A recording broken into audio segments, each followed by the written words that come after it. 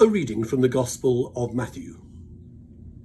Now, when Jesus came into the district of Caesarea Philippi, he asked his disciples, "Who do people say that the Son of Man is?" And they said, "Some say John the Baptist, but others Elijah, and still others Jeremiah or one of the prophets." He said to them, "But who do you say that I am?" Simon Peter answered, "You are the Messiah, the Son of the living God." And Jesus answered him, "Blessed are you, Simon, son of Jonah, for flesh and blood has not revealed this to you, but my Father in heaven.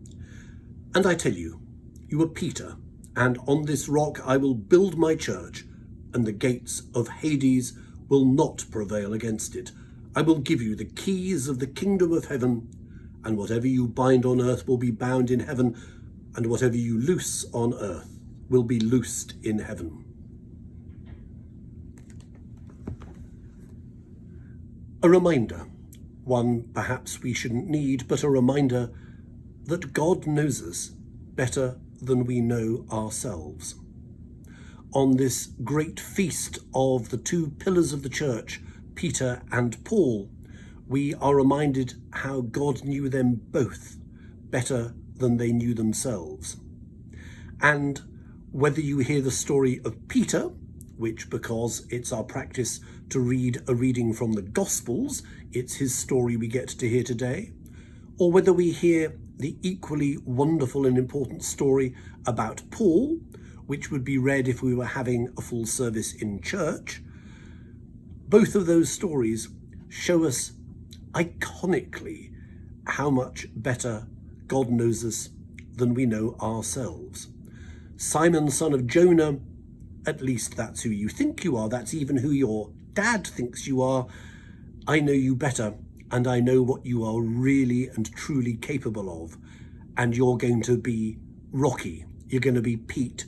You are going to be Petra, Peter, the rock that will be the church. And Saul, such a zealous religious enthusiast, which in some ways is admirable and wonderful. I know you better than you think you know yourself, and you are going to be Paul, and you are going to take the good news of the gospel so far beyond where anyone else had thought it was possible to take it, right to the ends of the earth almost. God knew Simon, son of Jonah, and God knew Saul the tent maker better than they knew themselves. God knew at their best what they could really do to change the world and to spread good news.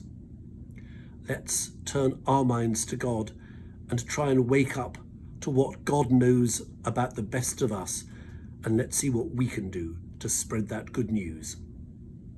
Amen.